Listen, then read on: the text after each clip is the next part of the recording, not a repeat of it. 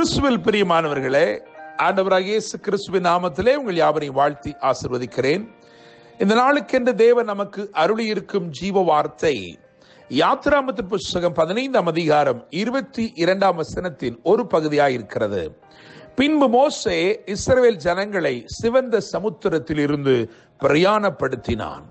என கேட்கிற தேவனுடைய பிள்ளைகளே, இந்த நாளிலே கர்த்தர் ஒரு வெற்றி பாடலில் இருந்து, ஒரு துதிப்பாடலில் இருந்து நமக்கு வாக்கு அருளி இருக்கிறார். இஸ்ரவேல் ஜனங்கள் ஆரவாரித்து தேவனை ஆர்ப்பரித்து கொண்டாடின ஒரு பாடல். அதுதான் 15ஆம் அதிகாரத்திலே, யாத்திராகமத்தின் புஸ்தகம் 15ஆம் அதிகாரத்தில் எழுதப்பட்டிருக்கிறது. அந்த பாடலின் ஒரு பகுதியாக கர்த்தர் இன்றைக்கு நமக்கு வாக்கு அருளி இருக்கிறார். எனவே நான் நம்புகிறேன், விசுவாசிக்கிறேன், உங்களை பின்தொடர்ந்த தீமைகள், உங்களை சிறைப்படுத்தி சிறுமைப்படுத்த நினைத்த எல்லா தீமைகளையும் தேவன் இந்த நாளிலே ஒரு முடிவுக்கு கொண்டு வந்திருக்கிறார்.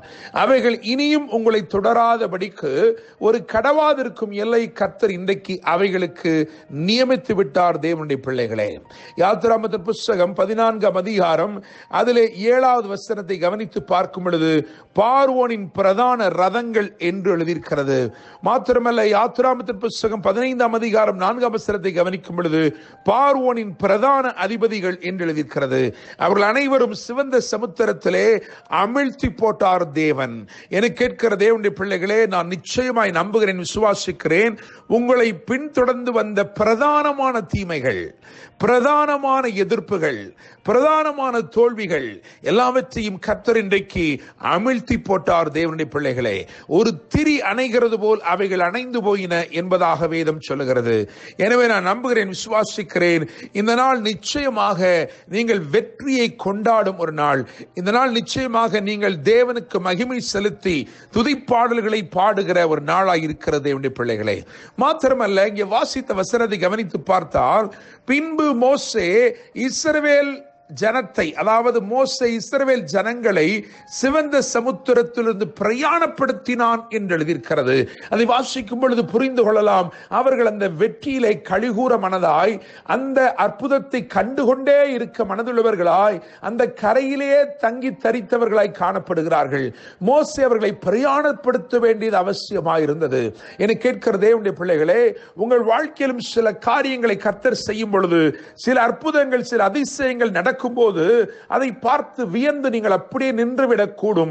இன்னைக்கு ஆண்டவர் சொல்கிறார், மகனே, இதுவரைக்கும் செய்த காரியங்களை பார்க்கிலும் இனி பெரிதான காரியங்கள் இருக்கிறபடினால், இனி மகிமையான கிரியைகள் நடக்க போகிறபடினால் நீ இப்பொழுது பிரயாணப்படு என்று கர்த்தர் சொல்கிறார். என கேட்கிற தேவனுடைய பிள்ளைகளே, இஸ்ரவேல் ஜனம் ஒரு நாளிலே யோசித்து பாருங்கள், இந்த சமுத்திரத்துக்கு முன்பதாய் அவர்கள் நின்ற பொழுது அவர்கள் பயந்தவர்களாய் நின்றார்கள். பார்வோனின் சேனை பின்தொடர்ந்து வந்த பொழுது இந்த சமுத்திரம் அவர்களுக்கு பயத்தை அருளுகிறதா இருந்தது. காரணம், நாங்கள் எப்படி இந்த சமுத்திரத்தை கடந்து போவோம் என்று பயந்தார்கள். ஆனால் அவர்கள் எதை பார்த்து பயந்தார்களோ அதன் ஊடாகவே தேவன் ஒரு வழியை திறந்தபடினால் அவர்களுக்கு பயமாய் இருந்தது, இப்பொழுது அவர்களுக்கு பரவசமாய் இருக்கிறது.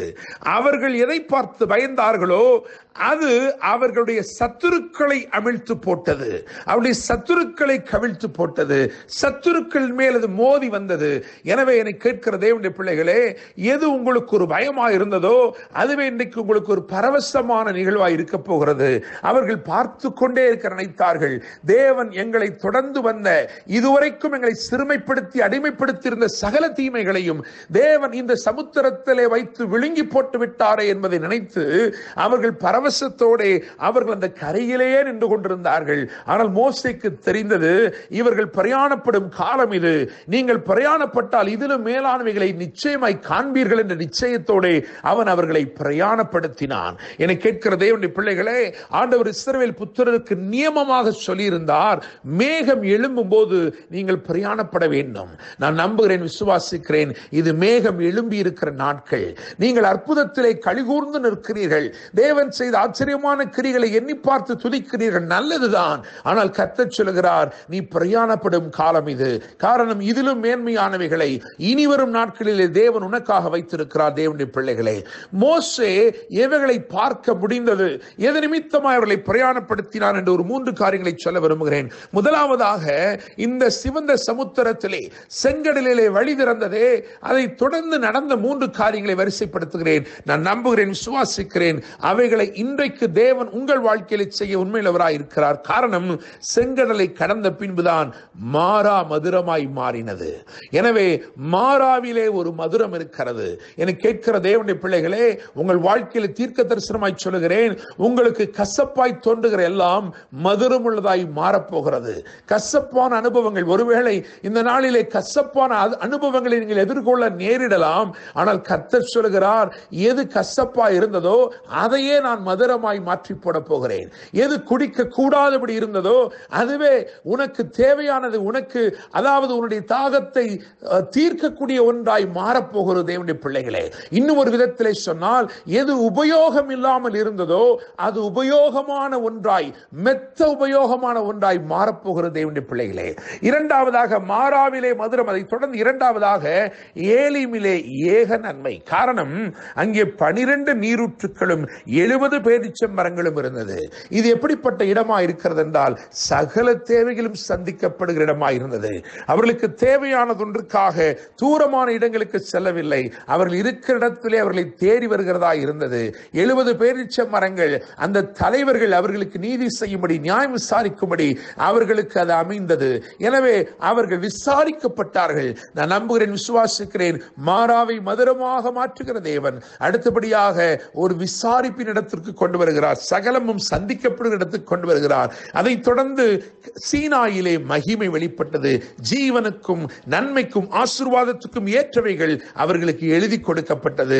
எனவே நான் நம்புகிறேன், விசுவாசிக்கிறேன், மோசே அவர்களை பிரயாணப்படுத்தினான். காரணம், மாறாவிலே ஒரு மதுரம் இருக்கிறது, ஏலிமிலே ஏக நன்மை இருக்கிறது, சீனாயிலே தேவ மகிமை வெளிப்படுகிறது. கர்த்தர் இந்த வார்த்தையின் மூலமாய் இன்று உங்களை ஆசீர்வதிப்பாராக. என்று அன்புடன் pastor Daniel Moses. God bless you.